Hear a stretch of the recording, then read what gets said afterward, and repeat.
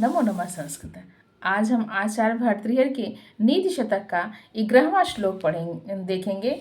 क्या है? सक्यो वारयितुं जलेन हुतभुक् छत्रेण सूर्या तपो नागेन्द्रो निशितांकुशेन समदौ दंडेन गोगर्दभौ व्याधिर्भेषज संग्रहैश्च विविधैश्च मंत्र प्रयोगैर्विषम सर्वस्यौषधम अस्ति शास्त्रविहितम मूर्खस्य नास्त्यौषधम। अब इसका हम अन्वय करेंगे।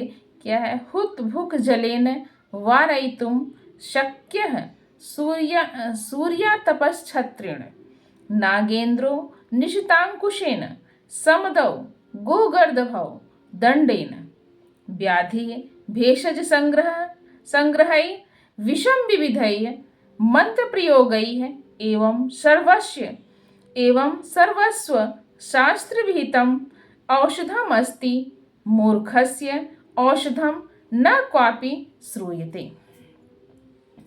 यही इसका अन्वय हो गया। अब आचार्य भर्तृहरि इसमें बताते हैं और कहते हैं कि शास्त्रों में हर चीज का इलाज है, चाहे जो भी चीजें हो हर चीज का इलाज है, लेकिन मूर्ख व्यक्ति का कोई इलाज शास्त्रों में नहीं वर्णित है।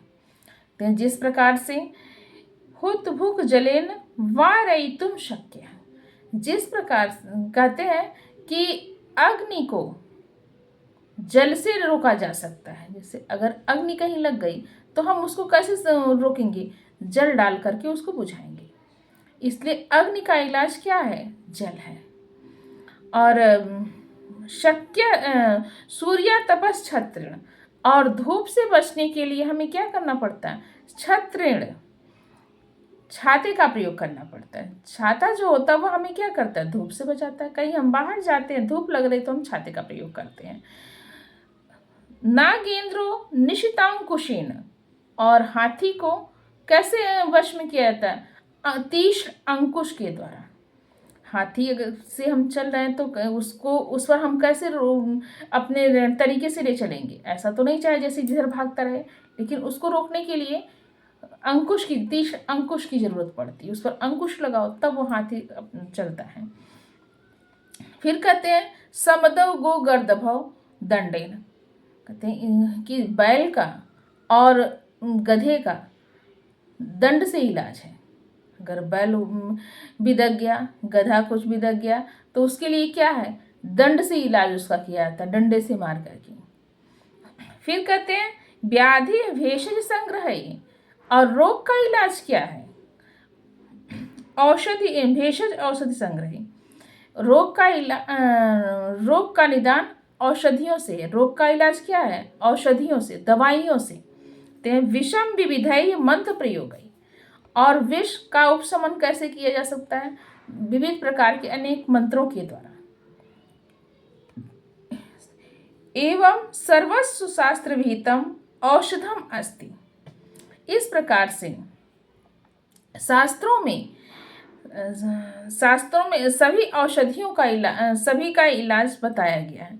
सिर्फ शास्त्रों में सब औषधियों का कथन है, किसके लिए क्या इलाज है यह बताया गया है। किंतु मूर्खस्य औषधम न क्वापि श्रूयते, किंतु मूर्खों के लिए किसी भी औषधि का कथन नहीं किया गया है। अब अगला श्लोक देखते हैं। साहित्य संगीत कलान भिज्ञ साक्षात पशु पुच्छ विषाणहीन, साहित्य संगीत कलान भिज्ञ साक्षात पशु पुच्छ विषाणहीन तृणम न खादन नपि जीवमानस तद्भाग ध्येयम परम पशूनाम। अब इसका अन्वय करते हैं। कहते हैं जन साहित्य संगीत कलानभिज्ञ पुच्छ विषाण हीन साक्षात पशु एवं अस्ति, यतो ही सह तृणन् खादन्नपि जीवमानस तत्पशूनाम परमं भागधेयम्। कहते हैं मनुष्य के अंदर क्या चीजें होनी चाहिए? अगर वह चीज नहीं है तो वह पशु के समान है। पशुओं में भी बहुत सारी चीजें होती हैं, जैसे कह रहे हैं कि साहित्य संगीत कला नभिज्ञ, जिस इंसान के अंदर जिन मनुष्य के अंदर साहित्य और संगीत, जो मनुष्य साहित्य और संगीत से विहीन है, अपरिचित है, अनभिज्ञ है, तो वह क्या है? वह पुच्छ विषाणहीन साक्षात पशु। वह पुच्छ, पूंछ और सींग, विषाण सींग के से विहीन पशु के समान है। जो मनुष्य साहित्य, संगीत और कलाओं से अनभिज्ञ है, अपरिचित है, वह किसके समान है? पूंछ और सींगों से विहीन साक्षात मूर्तिमान पशु के समान है। जैसे अगर पशुओं के अंदर पूंछ और सींग ना हो तो वह पशु नहीं है, उनका कोई सौंदर्य ही नहीं है। उसी प्रकार अगर मनुष्य में, जीव में संगीत, कला, साहित्य इन सब का ज्ञान नहीं है तो वह मनुष्य कहलाने योग्य नहीं है। कहते हैं यतो ही सह तृणन्न खादन्नपि जीव मानस तत् पशूनाम परमम भागधेयम्। कहते हैं कि घास न खाकर भी ऐसा जीव जो जीता है, जो पशु यह घास खा करके भी जीता है ये सब न रहने पे, तो वह परम सौभाग्यशाली है। वह पशु क्या है? परम सौभाग्यशाली है। जिस प्रकार से मनुष्य के अंदर साहित्य, संगीत, कला से अनभिज्ञ है, उसके अंदर कोई गुण नहीं है, सब गुण नहीं है, तो वह क्या है? सींग और पूंछ के बगैर पशुओं के समान है। लेकिन अगर घास न खाकर भी ऐसा जीव जो घास न खाकर भी जीता है, जिंदा रहता है, उसका वह परम सौभाग्य है।